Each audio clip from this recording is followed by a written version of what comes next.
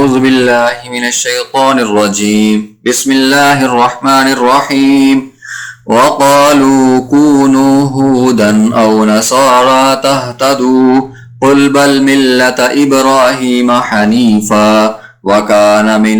وما كان من المشركين قولوا آمنا بالله وما أنزل إلينا وما أنزل إلى إبراهيم وإسماعيل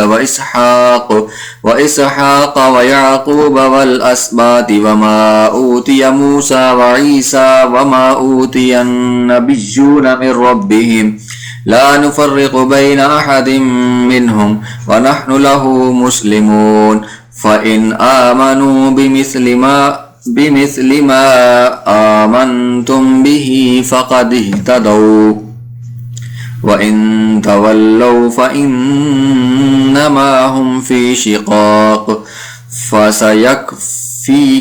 الله وهو السميع العليم صبغة الله ومن أحسن من الله صبغة ونحن له عابدون قل أتحاجوننا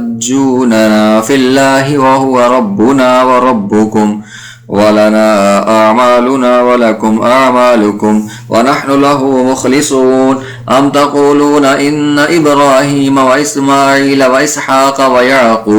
ويعقوب والأسباط كانوا هودا أو نصارى قل أأنتم أعلم أم الله ومن أظلم ممن كتم شهادة عنده من الله وما الله بغافل عما تعملون تلك